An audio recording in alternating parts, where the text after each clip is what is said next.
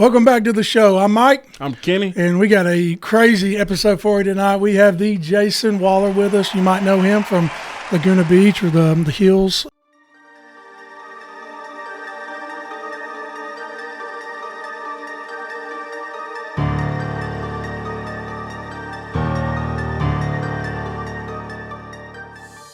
Super cool dude. Met him by chance on the side of 65 one day. Had a flat tire. We couldn't be more excited that you're here. Welcome. I appreciate that, man. I think we got to start with that story, dude. Okay, so a lot of y'all know I work in law enforcement, and I was on the other side of the county. And I get a phone call about a motorist assist on 65 with a flat tire. Mm-hmm. So by the time I show in there, Jason's pretty much got the tire, hooked back up, about to clear. And I believe y'all are headed to the beach. Is that right? We're headed to the beach. You and your family. And when it's funny, because I was like, man, I've seen this dude somewhere. Yeah. Like, I know this guy. And so I ran your tag when I got there, whatever, and I was looking up your name. Yeah. I was like, Jason Wahler. I was like, man, that don't ring a bell. So I went to my phone, and typed it in. I was like, oh, snap. I was like, this guy, like, I know who he is now. And I knew y'all were going into town, but one, I legit wanted to make sure you made it there. Yeah. Safely. Because you don't know it, I'm sure. Yeah, you know it, man. And I put on the tire too. That was the scariest part. And I went there just to make sure y'all got it, and because you never know people. Some people are crazy, and you were kind of a big deal. Yeah. So I just want to make sure you got there. And I told you before we started the show, we were talking, and I had been praying about the show, and like God, I want to get interesting people that are doing good work, for the show. Like, that'd be awesome. And then I was like, you know what? I was honestly kind of scared to ask you, because I was like, man, I don't want to, like, I'm at work. I want to be professional. I was like, I don't really want to bring that up. So I was like, what, screw it. Yeah. The worst you can say is no. No, that's right. That's right. And I'll never forget it. When I walked in and checked on you, you actually gave me a hug. I don't know if you remember that. I do. It's like, this dude don't even know me, And then so I just asked you to be on the show, and here we are, man. Dude, I love it. It was such a cool experience, and like I shared with both of you before we started, I've shared that a few times, and just God works in miraculous ways, man, and connects people where they need to be connected, and it's not by mistake, and obviously I'm grateful to be here and be able to, of course, get into it with you guys. I'm glad you're here, man. We've been looking forward to it for sure. Yeah, dude. And we even talked about it. He was like, man, I know he's super busy. Like, I hope he don't cancel. Nope. Accountability, bro. It's one of the biggest things that recovery and sobriety has taught me is, look, I'll tell you guys, I'm tired. I was just down in Myrtle Beach over the last 36 hours doing a bunch of press and stuff for a scholarship that we have that's offering. But I've been looking forward to this and really? Wanting to come on. Yeah, dude, of course, especially when these types of things happen, man. It's one thing when you go on these shows that people, it was cool how this all came to fruition. And so I was really looking forward to it. But accountability, man, and then on top of it, having 3 kids, 9, 5, and 1. And so we're in the thick of it. But dude, being of service is truly a gift. And like I said, I mean, I'm always happy to connect with new people and share experience, strength, and hope. Yeah, that's the one thing I love about this show is like getting people's story. Yeah, it's just awesome, man. And that's what matters, You might change somebody from them watching this story.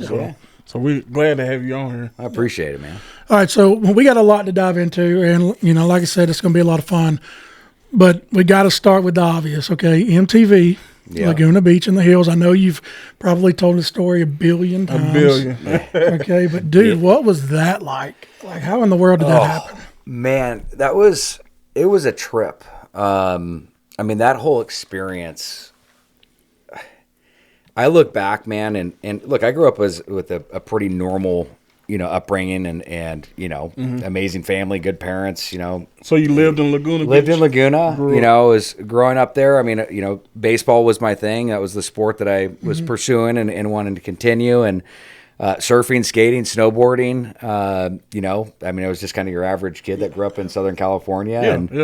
I think this to give you guys some context to, what I was going through though when I was younger, just to kind of tie this stuff together is at the age of 12 or 13 years old is when I really started to struggle with mental health. So I had severe OCD, obsessive compulsive disorder, where I'd wash my hands until they'd bleed, and I'd literally have to put neoprene gloves on. Really? And so I was experiencing that at a very young age. And I always tell people, it's like, I struggled with addiction way before I ever picked up the drink or the drug, because I was dealing with these mental health issues and all these underlying things that were happening. But on the outside, I was kind of perceived as this, popular kid, was, good at sports and kind of living this double life, and so the public or my friends or different people saw me in one light, and then on the other light, I'm going behind closed doors, like mommy, daddy put the gloves on my hands, right? And so super supportive family, saw every doctor and psychiatrist, that you could possibly see, was put on medication. It helped mitigate the symptoms, but I never dealt with the underlying issues, right? And so that's kind of where this journey starts for me, when I really look back, and I've done a deep dive on this. And, but a few years down the road, I find alcohol and I'm like, who needs medication, right? And so this journey starts going, man. I mean, it wasn't long before. I mean, at 17 years old, I ended up going to my first, I went to a wilderness program, which is where they send you out in the middle of nowhere. I had to make my own backpack, bow drill, all that stuff. And it was the first time I grew a beard, though, so I was pretty stoked on that. So, but it was out there. Then I ended up coming back and went to Provo. So I was in Provo, went to Discovery Academy. What was the wilderness program was called Walkabout. And so after the wilderness program, I went to Discovery Academy, which was like a boarding school. And, I obviously still stayed in touch with people back in Laguna. And I heard that, their MTV's coming there to do this TV show. So what age was that right in there? I was at like 16, 17 years old when I was out there. Okay. So got word of this, didn't know what to think of it, right? I'm just kind of like, all right, whatever. And so like, some of my friends, Talon, Kristen, the cast was basically doing this show, and came back, didn't think much of it. It aired. Heard it did good and stuff, and I was kind of back to my old ways. Ended up kind of went out there, manipulated my parents into coming home early. And the show did well enough where they needed a season 2, and cast recommended me. And obviously, given where I was at in active addiction and just going through everything that I was going through, just relationally, and they're like, this guy's perfect. And so that was kind of like how it happened. And it was so bizarre, though. I mean, because even though I was going through these mental health struggles and everything that I was experiencing, like I said, I mean, baseball was like my life, dude. I dedicated myself since I was a young kid. I mean, I'm talking about 4 or 5 years old. But it's interesting. I mean, addiction will rob everything from you. Again, we can get into that. But basically, that's kind of how that came to light, man. And I'll never forget, overnight, my life changed. And what I mean by that is, again, and I summarize kind of what I was going through. So I was, had an overinflated ego with an underestimated sense of self-worth, in that where I was at in my life at that time. And so, basically you have this show that comes to light. And I mean, there was no social media around, right? I mean, there's no social media. There's, right. I mean, this thing was just airing in, it was on commercials and in movie theaters and stuff back then, right? And I remember going to the gas station after like the first like premiere of it came out. Yeah. And my car was bombarded, and I'm like, I can get used to this.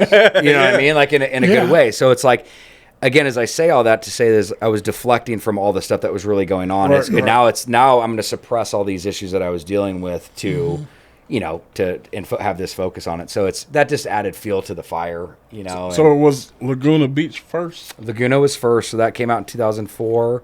I was on in 2005 on season 2. And then they ended up doing a 3rd season, which we did some cameos and stuff on. But at that time we ended up, some of us ended up moving up to LA, and that's when we started to do the hills. I got you. I mean, I know it's crazy because did you graduate high school before you started? Graduate high school was a close one, man. I barely graduated. I ended up graduating, but I was not able to walk, which is that's a whole nother story. Yeah. But I did graduate. But no, I mean, they were taping and doing that all during high school. Man, that's a life. Yeah, dude, it was a trip, man. So you was basically living in fame before you even graduated high school. Yeah, and that was it. And there was like, it was so bizarre. I mean, you have to remember, again, as I know I just stated this, but this is before social media. This is it was just and I mean, people got their entertainment through, TV or magazines or, maybe radio at the time as well too. But I mean, those were kind of like the only things. And so it was bizarre. Yeah. What did your parents think about it? Like, how did they? Well, react it's so to it? funny too, dude. Is going into the show, I was in that too cool mode. We're like, we don't want to do this. This is so lame. Like we're kind of making fun of our friends that we're doing it. And my parents and other people, other friends and stuff were like, dude, it'd be cool to have your senior year documented, right? And it's like at a time where you look back at like photos and stuff, your parents capture your life up until like 13 or 14, then we all become too cool, right? And so I was kind of convinced to that standpoint, but lo and behold, and little did my parents know, become the biggest nightmare of their life. But that's kind of that's the truth behind it. Yeah. Well, I mean, you're still alive today. So. Yeah, barely. Yeah. So what was I know we can get into the hills too, but like, what's the one positive and the one negative you got from being on TV that young? So if I were to say the one positive of the shows is it was an experience of a lifetime. I mean, that's one of the things is, I mean, that whole experience, good, bad, and the ugly, it was an incredible experience, but also too is it helped ignite my addiction, which again is instead of prolonging and having it, protrude throughout my life. I mean, it definitely added fuel to the fire. And so I am very grateful for that. And then one of the negatives, man, is along the same lines with that is the flip of it is having going through a very public battle with addiction. I mean, that was really, really challenging. Oh, yeah. And again, going back to no social media and different things like that, it's like, would it have been better or worse? It's like, I feel like if there was social media at the level there is today, a lot of my stories and stuff would have been, it would have been diluted, because of all the different other people's, stuff going on and things happening versus, at 18, 19, 20 years old. I mean, imagine walking out of a grocery store and seeing your mugshot on a picture with your parents, it's like, I mean, it was this very, it was debilitating. I mean, it was, and it's like you couldn't get away from it, right? And so you were constantly under a microscope, reminding of, how terrible of a person you are. When in reality, it's like, dude, I'm not justifying for behaviors. I take full ownership and accountability. But dude, I was very sick. I mean, my addiction was severe, and I didn't know then. Obviously, what I know now, and even going back and seeing the shows after all this time, I'm like, dude, that kid was really not well, But I mean, I see what you're saying on that. But when you was living that life, like, what was causing that? Like, cause you was hanging around with people that kind of did it too, or? Well, no. I mean, look, addiction is. I mean, look, it's a multifaceted disease, right? Yeah. I mean, and it's primary, it's chronic, it's progressive, and it's fatal if it's untreated. And so what you were seeing was somebody in the throes of addiction that again had, parents and friends and people that were trying to support me to get help. But addiction's also a disease of denial. And I was in a place where I was not willing to accept that at 18, 19, 20 years old. Like, hey, I have a problem, because like, honestly, like one of the main, steps, and as we talk later about recovery, is being able to be completely open and honest with yourself and admit that I had a problem. Right. I'm like, dude, I'm 19, 20. Like, look at all this stuff. I'm being paid to travel the world and party. Like, I mean, like, dude, anybody that's my age is going to go through this. While there was a lot of other people that were doing exactly what I was doing, that were not getting arrested or having to go to treatment, every few months. And so it's just like, it was, yes. I mean, what you were seeing is just, the active signs of addiction. And I also think too, is we were in a completely different landscape back in 2005 versus what we are today. Right. The knowledge that we had is like, maybe some very, there's, I mean, I remember Dr. Drew coming up to me and being like, dude, like I could see from the moment you were on TV that you were struggling. Right. But again, as to the general public, it was, it almost played into a character. I mean, it was like the guy's guy out partying and we're having fun, and people encourage, it was more of an encouraging thing. And like, so when I'd go out, it was like, people were like, yeah, man, let's get ripped. I'm like, let's go. So, but yeah, I mean, that's kind of my take on that. I got you. And was it just mostly alcohol?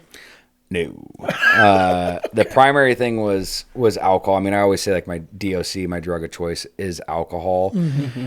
But I mean, I got heavily into cocaine. I mean, because I obviously wanted to be able to drink more, right? And so, but cocaine, and then Adderall became a big thing later on. That's again another story. Yeah. But I mean, I got to the place where, dude, anything that could make me just not feel. I wanted to just get out of self, right? And so I mean, I would take Norcos, opiates, benzos. I mean, but again, everything. If I had it and I had a choice, it was alcohol and cocaine. Yeah. I'm hurting right now. So the last night I had too much fun, so I'm taking it easy tonight. I have to. I can barely stand. And would you agree that being on TV, like, not that it's the TV's fault, but like, you had fans that loved your character, but in reality, was that a character, or was that genuinely who you were, like being on camera or not? I mean, that's a good question. It's kind of like what I was saying is, what you saw is what you really got, but the based on the response I was getting, it fed into that. Gave more. And so, like, there was like, because you're doing what you want. No, I remember like remember the show Cribs? Yeah, yeah. Like, I remember Andrew Jones, the guy from the Atlanta Braves, like, again, as a huge baseball person, I remember watching our shows on the background. He's like, "That's my boy." And I'm like, "Yeah, man, let's go." So it was like, I mean, there was constant, encouragement around it. And it was, and I mean, I would like to think for a minute, it's kind of like the life of the party is like when we would go do something, we were going to have a good time. But, and again, is what my good time was very different than what a normal person good time was, right? I mean, 18, 19. Yeah. Well, it's like my story is simply this: is from like a career standpoint in the entertainment at that time was I went on Laguna Beach, went onto the hills, and then I ended on Celebrity Rehab. So you could see the nice story arc of where everything ended, and and that's kind of like the snapshot of how fast it happened. That was like over the course of like a 6-year period, Wow. 5 or 6 year period. Well, I'm glad it ended that way and not dead. Yeah, man. Yeah. Oh, yeah, for you and me sure. both. You and me both. That's important to note. Man, I don't know. Like, Kenneth, you got anything about the show that you want to talk before we move on? I mean, talk about parties. We hit on some parties earlier. Yeah. And tell me some of the crazy parties you've been to. Dude, I'm being serious, and what's kind of sad is like we had so many incredible experiences, and like I can look back at all the different photos and different things. Thank God for pictures, but dude, it's like I was so deep in addiction, bro. Like, and part of my disease, I black out. I mean, I couldn't even remember a lot of the things that I participated in, and but I mean, you have to remember, like 2005 to 2010 in Los Angeles and New York, and I mean, those were like, to me personally, and I think some of my friends would concur, those were like some of the best times ever. Oh, for sure. And we saw a lot of crazy stuff. We interacted with a lot of different individuals, and living in the moment. We were living in the moment, but we were living the dream. I mean, 18, 19, 20, 21 years old. Man. I mean, dude, it's like most of your friends are looking for fake IDs, and you're like, man, come on, let's go on the plane, and we're going to go to Vegas this week. It was a very falsified reality. And, and at that time, I thought it was something that it would go on forever. Not that I would have, made it through. I mean, when I was on Celebrity Rehab, Dr. Drew, I mean, I'd have to go back and see exactly what it was that he stated, but it was like at 22, 23 years old, he stated that I had, the alcoholism, like from my liver enzymes as like a 55-year-old alcoholic. Wow. And so it was, I mean, it was severe. I mean, I was drinking like a fifth a day, and then you do blow and you're able to keep doing that. It was consecutively. And I look back at like, I mean, dude, I was like a typical next day from that. I was like, crawling to the shower towards the latter part, you know what I mean? Like just not even, I was just my body was, in a complete withdrawal. I don't know how I made it through it, dude. I mean, I do, because the good Lord obviously had a plan and a direction for that. But I mean, from the amount that I used to the car accidents to the situations that I put myself in, and addiction took me not only to contemplation but attempting suicide. You know what I mean? Like it's like, and that whole thing, how I was found was, like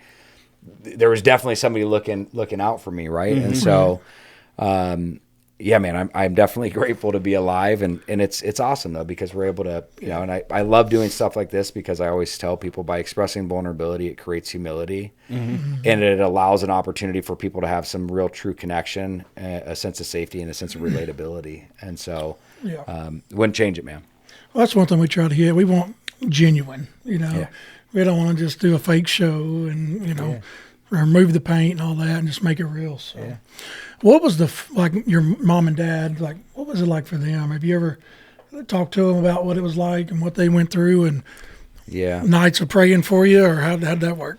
Yeah, man, that's a sensitive subject. I mean, I'm very, very close with my family. That's awesome, though. Which I love, but that weighs on me heavily. I mean, because, I've done done the work through this and stuff, but it's still, I mean, it's my mom and dad, right? I mean, they were there for me for everything. Right.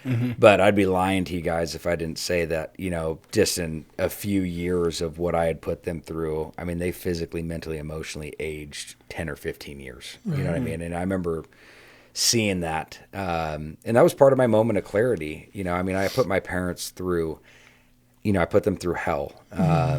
And, you know, it's important there's a very important topic to talk about around that, which is, you know, the codependency and the enabling too, is because wherever there's an alcoholic or an addict, there's a codependent, and sometimes they're just as sick, if not sicker. Oh, right. And again, my parents, and I think for all parents and for loved ones out there that are trying to support somebody in active addiction, again, as my parents were trying to do everything, if on the outside, if you looked at it, you're like, they're just trying to support their child. Like they love them and stuff. But in reality, there should have been multiple times when they were throwing pillows when I should have really fallen.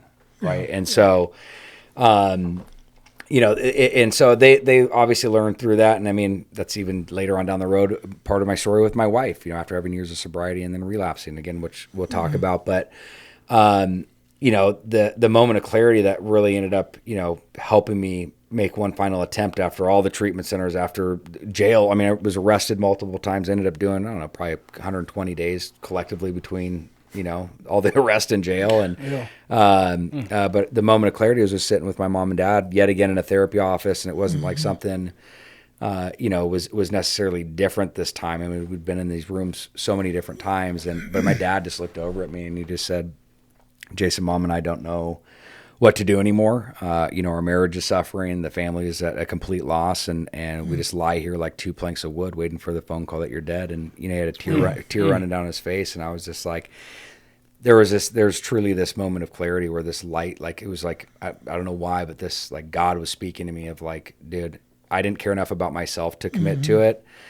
And I cared enough about them. And so that's another important point is people always say that like they have to be at a place where they're willing to do it for. I had nothing left to fight for. Right. They became my motivation. Yes, later on down the road, my life started to change and I became motivated for myself to have it become sustaining. But at that time and that low, they were my motivation. And that was where, you know, it's funny because I'll give you just like a quick snapshot is I was always seen as like kind of this, you know, my therapist brought this up as over the years we were doing this. She's almost like up until 12 or 13 before that OCD thing happened, you were kind of like this bright light in people's lives and stuff like that. And when that happened, this light just started to fade, right? And it got almost completely dark. Yeah. And it was at that moment, like I literally have goosebumps. You just made me like, that light, I had that light almost came back and then it started to turn back on. Yeah. And I had relief, you know, from the bondage of addiction. And that's where July 23rd, 2010, man, that's when my life, again, it wasn't always smooth sail until this day that we made it here, but that's where I don't take away, you know, from the relapses and the growth that I'd made through those times, but I really entered into recovery back in 2010. And I mean, but my parents, dude, God bless them. And we're still very close to this day, but I'm just so grateful for them. Oh yeah. And everything that they've done for sure. That's crazy. Like, I mean, you know, I'm a parent and I mean, I don't know your parents, but from what you tell me, like what an example, you know, like even in their hardest moment, even their own issues, they didn't give up on their kid. And that's the way it should be. Yeah. And there's a parent issue in this country. You can say that again.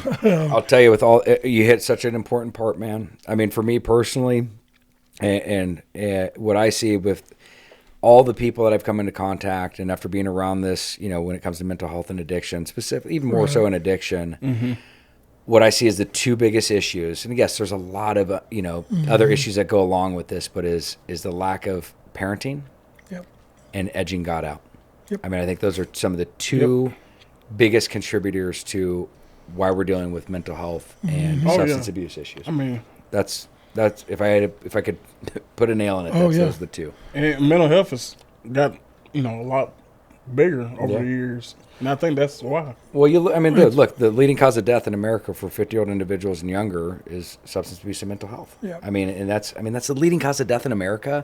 The average age of first-time use in the United States is 11 and a half years old. The average age. So that means there's kids that are obviously using it 7 and a half, 8, 9, 10. I mean, what is everybody trying to escape from? right? And I think it's going back, and that's why we moved out here to Tennessee, is to disconnect from a lot of that stuff, to be able to bring the way we grew up into the culture and the experience that my kids are having. Yeah. Like if you come on our street in Franklin, Tennessee, minus the beach, dude, it looks just like the way I grew up in the 80s and the 90s. There's bikes, golf balls, tennis balls, the swings in the tree. There's there's the kids are outside playing and just being connected and community. You know what I mean? And it's just so important.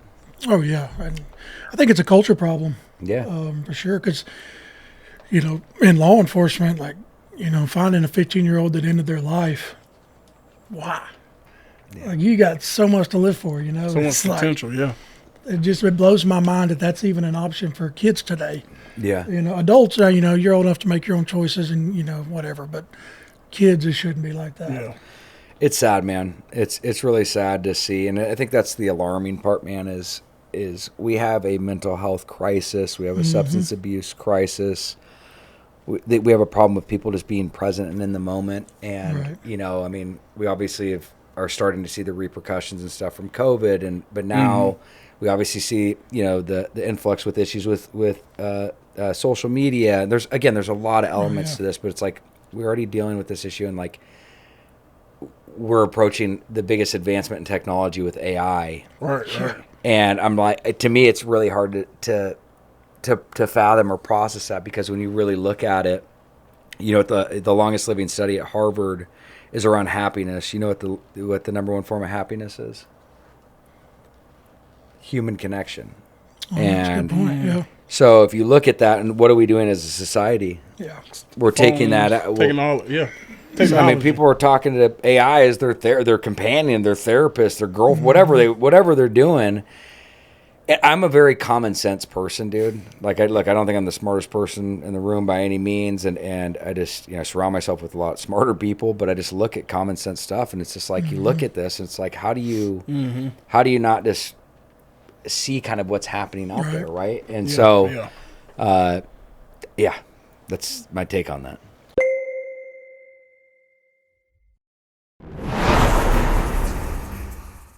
All right, so we've kind of covered all, the addiction, the shows, and all that, but you moved to Tennessee. Yeah, greatest decision of my life. I know you said a little bit, about that earlier, but what was the pivotal moment that you're like, we got to make a move? It's a loaded question. I think I'll give you some context, which I don't think a lot of people know this, and I wish I could say this was the reason, but it's not. My mom's from Tennessee. She was born in Memphis. Oh, really? Okay. And then my grandparents, my mom's parents, were from here. I think we have actually like 4 or 5 generations from Tennessee. Mumford, Clarksville, Memphis, Timms Ford, Moores Lane, and Brentwood. Their family was, if you threw a bucket of ice at Tennessee, it's kind of where my mom's family was all scattered out. But we never came out here much when I was young. They always wanted to come down to the water and stuff. Right. So for us, we came out here a few times, but like I said, I wish I could say that was the reason. But just during COVID, and kind of looking at this state of California and just where things were at, obviously having children, it just didn't seem like it was the most conducive environment to bring kids or raise kids up in anymore. And again, let me tell you, like growing up in California and in Laguna, when I did, it was the most incredible life. It was almost like idyllic, right? It was just a very incredible experience, and I loved it. And it was a really hard decision, man. I got 30 family members that are still there, but I'm the youngest of 4 kids. All my, my siblings and their, my nephews, their kids have grown up. And so we had to really make a hard decision. And it's crazy, man. You have to look back when we were talking about addiction and stuff like that. I was in a place, back then where I probably couldn't even move across the street, let alone, across, out of Orange County, out of the state, let alone across the country, right? And that's like the beauty of what sobriety has been able to do. I was actually able to do like a true inventory and be like, hey, look, like we need to really assess this. Because if it was just me and my wife, we never would have left. Right. But, to put my kids at the forefront of this and really provide a different quality of life for them. So we really made this decision, which was it was bizarre, but we're like, hey, let's start exploring this. And Tennessee was on, one of the options. There was several, just like I think when everybody had the mass exodus, right? It was Florida, it was Montana, it was Idaho. And Tennessee's. But Kristen, actually, one of the girls that was on the shows with us, we were filming for The Hills New Beginning, and we all reconnected. I hadn't talked to her in a long time. We ended up reconnecting, and she's like, "You really need to come out and check out Tennessee." And so all this was kind of God working in a mysterious way. And we're like, all right, let's go check out Tennessee. We went out there. We kind of took off the Mickey Mouse ears and the fanny pack. And, we ended up renting a place on Church Street in downtown Franklin. We're here for a week, dude. And we just toured, schools. We went to churches. We went to gymnastic places. We kind of just toured everything. And we really could see ourselves living here, And then what kind of the big decision maker for us was the school systems, and we wanted our kids to experience more of like a public school setting than having to, we're already paying like a college tuition for a 3-year-old in Southern California to go to school, and we just wanted them to have, be connected to a diverse community and be able to have that experience, but also be taught things that we believed in, right? And allow teachers to teach them math and history and not instill their own values on them, right? So, that was kind of the piece, and we ended up, we're like, dude, look, if we don't like it, we can always move back. And basically the rest is history. It was funny though. Once we pulled the trigger and made the decision to move, my wife and the kids and everybody flew out here and stuff, and I'm driving, following the people with the moving trucks with my car, and I have a little like trailer with my personal stuff in it, and I'm driving through like New Mexico, and I have a complete meltdown. I'm like, what the hell am I doing, dude? Call my mentor. I'm like, dude, I think I made the biggest mistake of my life. And especially through New Mexico. There's nothing there. That's what I'm saying, man. I was by myself. It was like literally out of a movie. My dog, my golden retriever, was like had his head on my shoulder, and I'm like, I know, bro. Like, what are we doing? But it was depressed. It was cool though. Going back real quick to when we were like looking at places out here, when we were here for a week. My daughter like swung open the door, and you have to understand, like to one of the properties we're looking at, and like we don't have land in Southern California. Your neighbors are on top of you, and she's running like a multiple acre property, and I'm like, dude, like this is nice. Cool, And so, and we have a community, dude. We didn't even know our neighbors at the end anymore in Southern California. Again, there's great people in California, dude. Like, I want to be clear, there's great people. There is some kooks there. I got family there. But there's definitely some. Again, there's my own opinion on that, but I want to be Christ-like in that. There's just people that have difference of opinion there. Hey, Christ spoke the truth. Yeah, that's true. That's true, but even if it was offensive. But I get what you're saying. You know what I'm saying? But we're at a place where it's like they literally would get home, they'd pull their car in the garage, close the garage, and then get out of the car. You'd never see them. There was no community, right? And so, like, I miss that. Like, I'm a very social person. I like having connectivity with our, especially in your neighborhood. Right. And here, dude, it's like every one of our adjacent neighbors, we're not only very close to them, they all have keys to our house. Like, it's such, again, like I said, it's like how we grew up. And I wanted to be able to provide that for my kids. And again, as I can tell you guys, looking dead in the eyes, we made the best decision for our kids, and it's been an incredible move here. I'm glad y'all moved to the South. Yeah, man. I love it, dude. You love it so much because I'm about to say, even though I'm a Florida Gator, okay, fair enough. We're the volunteer state. You better volunteer, Well, not only are they volunteer, I said this at one of the refuge events. It's so funny because like it got to the place too, and in Southern California, whereas there's so many people who just look what they can get from you, right? I call it assholes. How can I take 45 minutes of your time to benefit my life? Right. And here it's like truly people are like, what can I do for you? And it's just there's such good quality people here, and it's a difference, man. Let me ask you this, sorry, Kenneth. Do you lock your vehicle at night? No, I don't. What?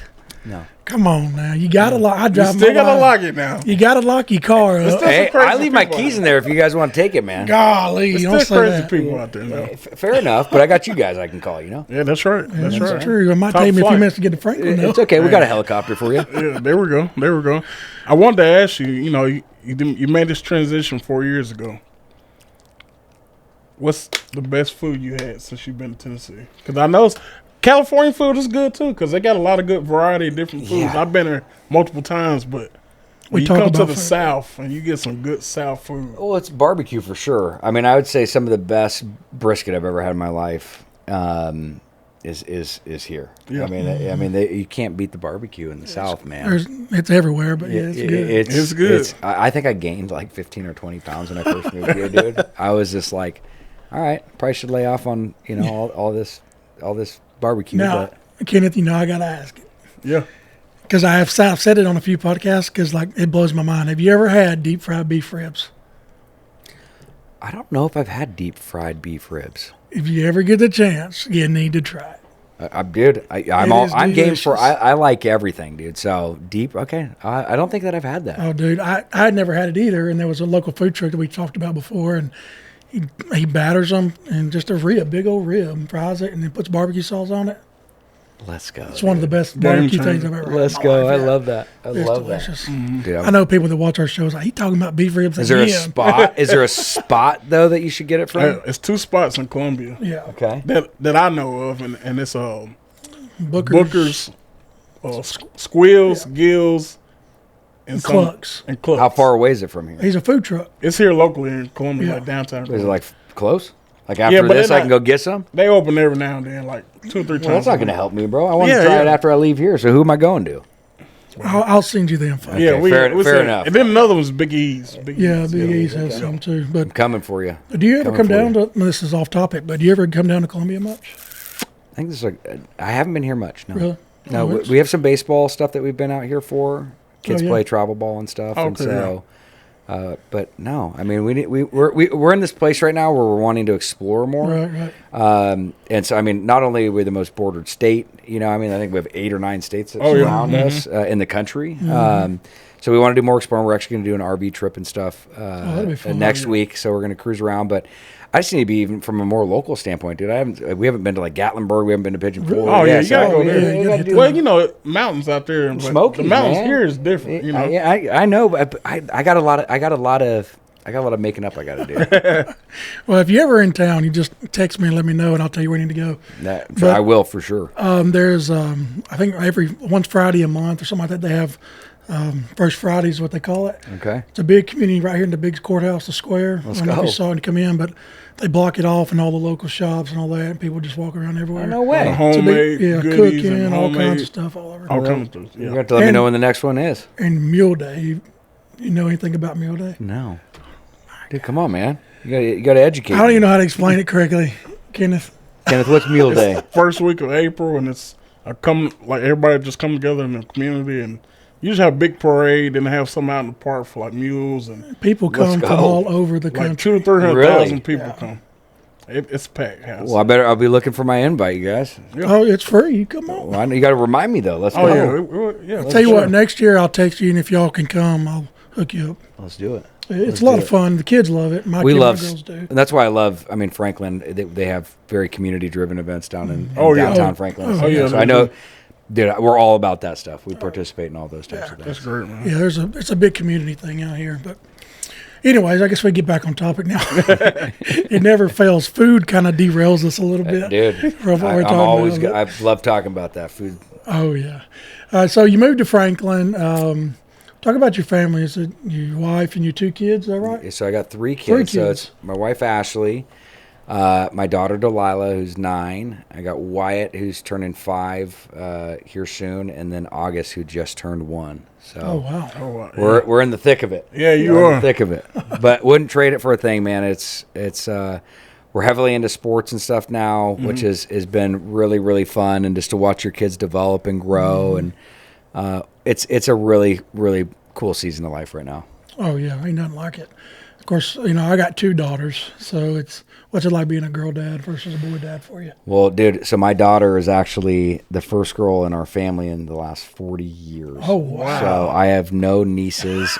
My cousins are all boys, and so you can imagine how spoiled she was. Spoiled, yeah. or She's is, tough. is She's it. tough though. Yeah. And then my sister was the last one. She's almost 50. So that was the last girl. Wow. And so Delilah is definitely the princess. Yeah, definitely for the sure. princess. For sure. But I mean, dude, I actually, and I love my boys, don't get me wrong, but when Ashley was pregnant with our second, I was actually kind of wanting a girl. I mean, that's that father and daughter bond is, I mean, dude, it is something. It's something you cherish a whole Yeah. lot differently than boys. Yeah. Yeah. For sure, because you want to be the man that she looks for when she gets old enough. Yep. Yep. That day ain't coming for her, but yeah, I know what you mean. Yeah, I don't look forward to those days. Yeah. Because my first response is when they cut to my house, I'd be like, nope. Yeah, exactly. Get the road, Jack. See you later, buddy. Not now. We always talk about it's a scene in the movie where the guy brings the girl. Bad boys. Yeah, bad boy. And I was like, I'm gonna be over there with you. Like, no, hold on. Can you do this? Yeah, something like that. You're like, 16, you look 30. Yeah. Oh, man. All right. So we obviously know you grew up, in the entertainment sector. And what was it like when the camera stopped? At what part? Well, During that, or when I stopped? So once you finished all the shows, right? The Celebrity Rehab and all that, and your sobriety and all that started. When the cameras were over and now you're rehabilitated, I guess would be the correct word. But you already married, weren't you, by this point? When the shows were over, I ended up moving out of L.A. I ended up going back to Orange County and really focusing on my recovery. And I actually ended up getting a job in the recovery space. And so one of my mentors back then, Mike Netherton, who is the president of Betty Ford, which is a world-renowned program and stuff. He was the president there for 30 years. I had him as a mentor. Dr. Daniel Hedrick, who was the head of Hoag and Mission Hospital. I mean, the guy was like a patriarch. He ended up detoxing I think 30,000 people in his career. But I really removed myself from the entertainment side, put my head down and focused on, recovery and obviously just a new way of life. And through that, I started to progress through that type of career. And I ended up joining a couple of different boards in the 501c3 sector and worked with the Los Angeles Mission, did a lot of stuff with Robert Shapiro and his foundation, the Brent Shapiro Foundation. And actually did blogs and stuff for the Huffington Post. And so I was kind of utilizing my story and it's, it was cool because I believe your greatest deficits can become your greatest assets. And some of those things were starting to come to fruition. And, so really immersed myself into the recovery space and started working in there. And, I did that for, 2010 to, I've always been attached to it. Even till currently. From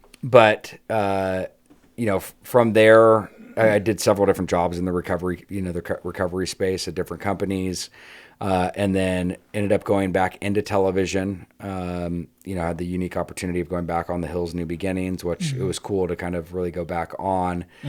Even though it was fresh after a relapse, so I had 5 years of sobriety.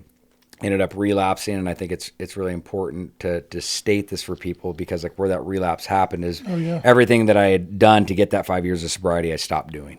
Because I believe relapse is not a part of recovery; it's actually a lack thereof. And so I stopped doing all the things that I needed to do to maintain and sustain my sobriety, right? And so ended up falling off, but again on and off for 3 years. And there's a gnarly story there. Obviously. Back to in the very beginning of all that, after first getting sober, I ended up meeting Ashley. I think it's important to share that after about a year of sobriety, and so that was awesome. Obviously, ended up building our life, but after being with her for 5 years, relapsing, on and off for 3 years. That landed me at the first floor at Hoag Hospital while she was giving birth to our daughter on the fourth floor, and so. Wow. We've definitely gone through a lot of different stuff, but had the unique opportunity coming back on The Hill's New Beginning, after we addressed and we're dealing with that. And it was cool. It's kind of like a God moment, man, because I was like, do I really want to go back and do this stuff again? And of all people, dude, I was actually with my Harley mechanic, who's a devout Christian and stuff like that. And it was truly because of him. That I was like, I don't know that I'm going to do it, man. And he's like, bro, God's not done with you, man. He needs more people out there sharing and connecting and being an example of that. And so we ended up going back and doing that, and that was a cool experience to be able to really be open and vulnerable and share what it is that we went through. And dude, I think it impacted a lot of different people, man. I thought I was the only person ever to be in that situation at the hospital with your wife giving birth, dude. And I can't tell you the amount of people that reached out. I'm like, dude, I can't believe. Right. By sharing that, how many people were able to be open and that's a story. Share their story there, but so did that, and again, I think there's a lot of things that happened kind of in between. Did a lot of speaking. I've always kind of had one foot on the boat, one foot on the dock when it comes to entertainment. I'm not trying to actively pursue that career, but I those shows have just given, tremendous opportunity to be a voice and to be a beacon of hope for those that are lost. And so I take advantage of that, man. And I feel like that's part of what God's, wanted me to be able to do is to be able to share, my testimony. And so, but currently today, I'm in this, it's interesting. I'm in a very big life transition. I've always been an independent contractor for the last 20 years of my life. And I was working for, several different companies over these last 5 years collectively. And I let 2 of them go. And I'm currently just with the one with Dr. Daniel Amen and the Change Your Brain Foundation, which is, I'm the director of that organization, which is incredible. And that foundation's mission is to end the concept of mental health and create a revolution in brain health. Right. What that simply means is we want the brain to be looked at and evaluated just as regularly as any other organ in the body. For sure. I mean, because from a mental health standpoint, is we've been clustering symptoms and throwing medication at the issues for the last 150 years. But in reality, if there's something wrong with your heart, your kidney, your liver, we're doing imaging of it and seeing the organ that's directly impacted, right? And so we believe the same thing should happen for mental health. So it's been awesome. I mean, I got very well versed and educated in addiction for so many years with the mentors and stuff that I had. And then, through that journey and after doing a deep dive on everything that I'd went through, and all the work, the 20 years of doing the work on myself, I realized, obviously, like I'd stated at 12 or 13, that's where a lot of the stuff stemmed from. And so I wanted to connect myself with Dr. Amen, who's incredible in the space that he's in. I mean, he's been doing this for 40 plus years. He's got 11 clinics across the country. I mean, he's a thought leader when it comes to changing the way that we look at mental health and brain health. And so really got versed and educated and doing a lot of work with him. And I'm in this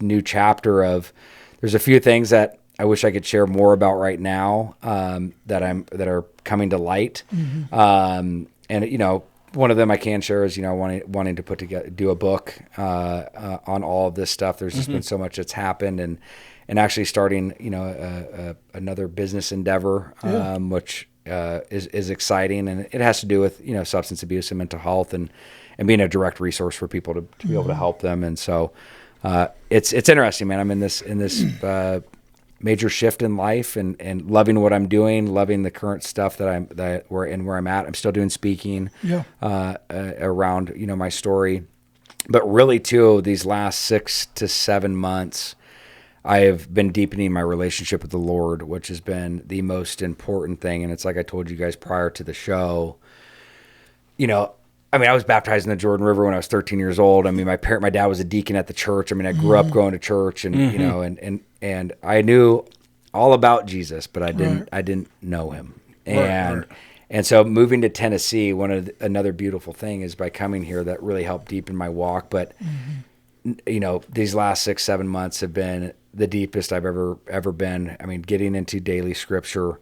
And starting Bible studies. I mean, yes, we've been going to church for a very long time, but like actually partaking and participating in the work and really listening to him and being a servant to him and following it, trying to follow in his shadow of everything that he's set us up for success. You know what I mean? To be able to follow that stuff. And man, his way is so good. I mean, the best of our decision making keeps getting us back to those places, man, and letting go of control and understanding that we never really had it, and just what is it that he has and what is it that he wants designed for us. And it's been a really incredible these last 6-7 months have just been probably the highlight of my life right now. My relationship with my wife, my kids, my recovery, my family in general, just people has never been better. And I love it. And I equate that to, it's like I had a lot of these things. I mean, therapy, I have a very rigorous program that I abide by, exercise, therapy,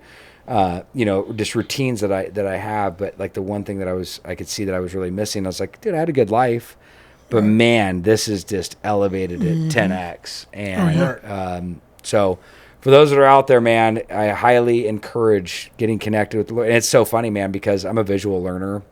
And that's the thing is, like, from the Bible, I was always very intimidated. Like, where do I start? I'm never, I just can't comprehend this. And so I just started in Proverbs. I mean, I asked my dad, and he's like, just start reading a proverb a day. And so I started there, and then I went into the book of Matthew, and then John, and I'd watched The Chosen. I don't know if you guys are familiar with that. So I started back in 2021. Ended up finishing it maybe like a year and a half ago, or whenever the last season came out. I kind of was like caught up, but it was a multiple year process of getting through it. It's awesome. And I started it again like a couple months ago, and I'm already almost in season 5 already. But it's incredible to see how me reading that and how, there's obviously a lot of accurate depiction in there, how that like came to life and just really comprehending and understanding that. It's just a little weird when I pray. Sometimes I see Jesus from The Chosen. I'm like, man, you got to get out of here, bro. But it's just so cool, dude. And it's like seeing that with my kids, and we were talking about being an intentional father and just instilling like my kids at a young age to drive close to Him, and it's just seeing them quote scripture and them love Jesus and just be all about that, dude. It's like, again, is like one of the biggest things is, I think, as parents and as we get older, like one of the main things we want to see happen is our kids, turn their life over to the Lord. And we just baptized my daughter. And so anyways, man, I could talk about it forever, but that's the stuff that just over any of this stuff, the shows, again, all great experiences and recovery and stuff like that. But man, like just even when I talk about it, it just makes me smile just because there's such a peace that He's able to bring, that's awesome in my life, man. And I have a long ways to go, but it's just incredible to see the work that He's doing. That's great. And it's funny. Well, it's not funny, but like you have to be intentional, right? Like you're talking about, but relationship with Jesus. And I hate to compare it to this, but you're not. If you want to lose weight and get healthy, you have to put something in. You can't just watch a YouTube video, right? Yeah. Well, relationship with Him's the same way. I love that you say that, because I always told people in recovery, it's, because you have to put in the work to maintain and sustain sobriety. It's not like you just go, you don't just go away to treatment and you come out and you're fixed, dude. It's a whole new way of living. And what you put into it is what you're going to get out of it. If you go to the gym once a week, you're going to get the results of going once a week. You go 5 days a week, you're going to get the results of going 5 days a week. It's the same thing towards your recovery program. So I'm grateful that you said that, because that's something that I advocate for and preach. Yeah. And you talk about your kids. I remember when my youngest was 4, because I was in ministry for several years, and, I worked in children's church, did youth, and did a bunch of things back in my younger youth. And but when my daughter was 4, she was playing music in her room. And so like I cracked the door open, and she was sitting there singing a worship song and just playing. But she had the lights off with the lamp on. Yeah. And like I just sat there and was like I started to cry. I was like, I'm doing something right. Amen. Like when you see that, especially in your kids, man, it just Amen. It breaks you down, Dude, well, I'll give you a quick funny one. It's like Delilah, I think she was watching like Wicked Tuna or like something, and they caught this huge fish. She's like, Mom, and I wasn't even there. Ashley, my wife, told me this. She's like, Delilah told Ashley, she's like, God, Jesus must love them. He bless them with that big fish. I'm like, how do you even know how to say that? You know what I mean? Like, so we're doing something right, man. Oh, for sure. It's very rewarding as a father. Yeah, it's special. Especially in today's world, what's going on in schools and everywhere, Yeah, dude. It's a lot of people trying to go away from it. So. Edging God out, man. We really need to be bringing him back in, dude. And hopefully we can be examples of that, And, he never went anywhere. Yeah, that's the truth. He never left. Never did, never will, We could talk all night about that, but especially being a father and, wanting your kids and or not even that, just having friends in general, wanting them to get help and get closer to Him. Yeah, man. It's a heck of a topic, but some people don't want to hear it. Yeah. And then you can do about that. Well, I think for us, so it's attraction rather than promotion, right? Mm-hmm. And so I think if we can just be good people and put one foot in front of the other and show guidance and show the way that our life looks because of following in Him, that's the best way we can advocate. That's right. Well, we're going to try to wrap it up. I got a couple questions for you, though. All right. And I want a genuine answer. Fair enough, man. You'll be the best one I got. So I hope you live a long and awesome life from this point forward. I appreciate that. But if it were to end today, what would you want your family, your wife, your daughters, and people, you can pick a couple things to know about you and what you would want for their life? Bro, that's so deep. Yeah, it is. That's very, very I like deep. to ask those type of questions. I want my kids and my wife and my family to know that, that I love them so much, and that they have brought in so much joy, happiness to my life. I mean, I really believe that life is all about the love you have, the memories you create, and the relationship with the Lord. And they have provided that. They literally, for me, every single day motivate me to continue to do better, and to also try to leave this world a better place. Right. I mean, and looking at them, and so, I mean, dude, they're just everything to me. Oh, yeah. You know, they really are. And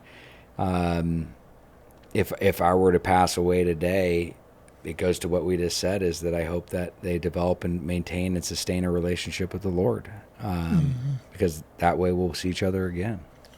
Good answer. Yeah. I like Great that. answer, man. I love that. Yeah. You know, and it's, everything you just said. So like I work in law enforcement, right?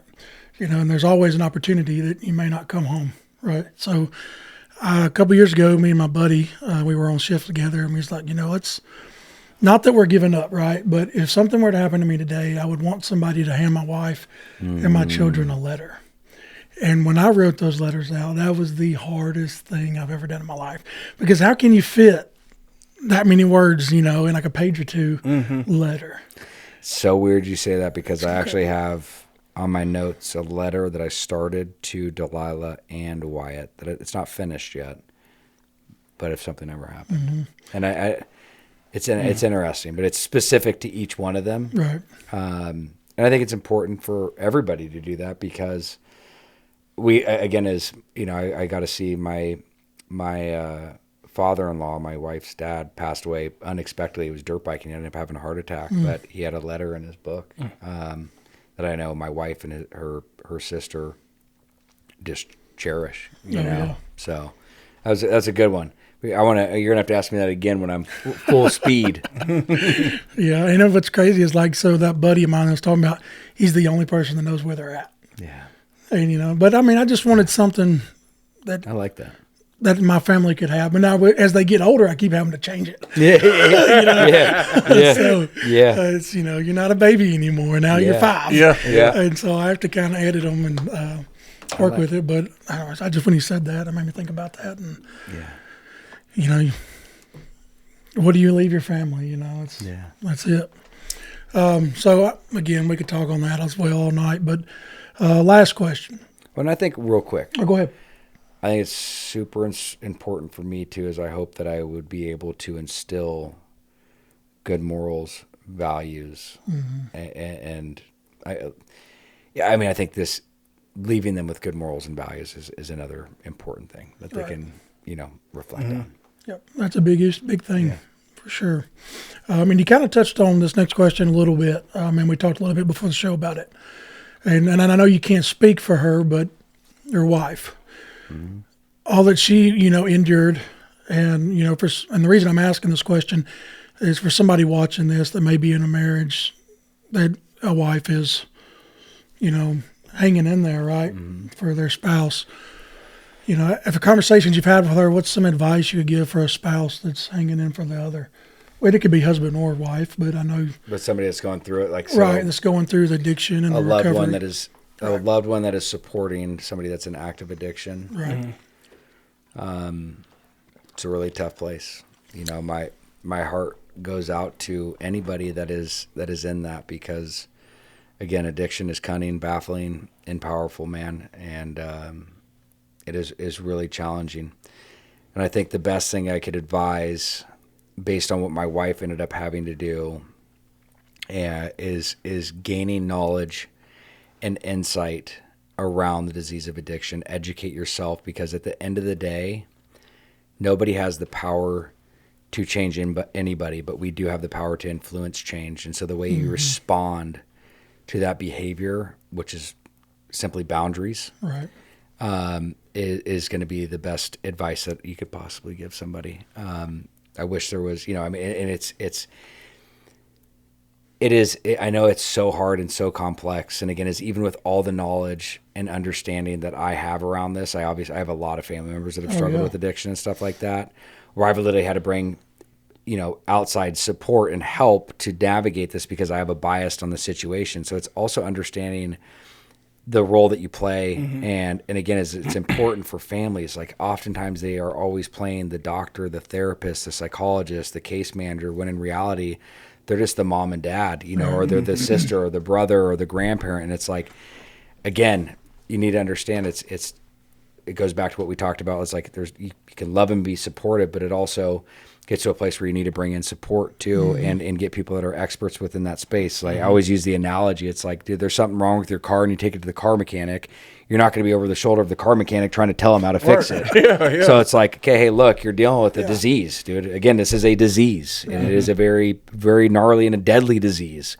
And when it gets to that place, you need professional support, but educate yourself, get informed around it, and understand that, take care of yourself, because by you taking care of yourself, it can influence the change for that person to make a change in their life. Oh, yeah. Of course. Yeah. Well, that's awesome. And before we finish, I want to talk a little bit about what you got going on. JasonWahler.com. You got some resources. I want to talk just a little bit about the Jaws podcast. Yeah. I think that's awesome. Yeah. So tell us a little bit about that and things you got going on the website, that resources or whatever that people can attach to. So I think, look, at the end of the day, if anybody's, wanting more information or insight, direction, the best ways to connect with me is obviously through my website, which is jasonwahler.com. Instagram is probably the place that I'm most active on, which is just my name at Jason Wahler. The Jaws Diaries, Ash and I, it's not been active for some time, but we've kind of gone back and forth over the course of a few years now. But when we started it originally back in the day, man, it was to really walk through that first year of sobriety, what it was like as a person that's directly impacted by the disease of addiction and a person that is actively walking through it. And so we wanted to give people what it is that we were doing, and sharing that. And again, is we go back and we want to do more stuff together, and whether it's we re-engage that and really commit to that, like we talked about with you guys with your podcast, but it was kind of like we had one foot on the boat, one foot on the dock with that. It's like we want to be supportive and help people, but we also have a very full life right now. And so, but yeah, man, I think again, is to stay up to date with whatever it is that we're up to and what it is that we're doing. There's a lot of exciting things that are coming up. So, but to find out more about that stuff, just stay tuned into the website or good old Instagram. Good old Instagram. Well, like I told you before the show, we only watched a little bit of that one, and I loved it. Yeah, man. That was great. Appreciate that. Appreciate it. Y'all should kick it back up whenever you get family situated. Yeah. Well, man, thank you so much for being on the show. Dude, I thought it was great. One thing I want to say, as a human being and as a friend, I'm proud of you. Thanks, man. I'm proud of all that you've done, especially with the sobriety and the family life and being a father. That's more than a lot can say. I appreciate so thank you for doing all the good things that you're doing in this world. Kenneth, you got anything? You hit it head on spot. Man, your story just life-changing. Thank you, bro. You got it out here on our podcast, and I hope a lot of people just take that and learn that you can change. Yeah. It might take time, but it can happen. Dude, that's right. And 100%. it definitely happened in your eye and in our eye now. Yeah. And I just appreciate your time. No, thank you guys so much. Guys, I hope you made it to the end of the video. Like always, like, comment, and share this video. Get it out there. You never know, somebody could hear, what Jason's got to offer and the resources and get some help that they need. Please subscribe to the channel. It really helps us out. Helps us get better guests, such as Jason himself, and get the word out there for the people. Y'all have a good night. We'll see you next time. Thank you.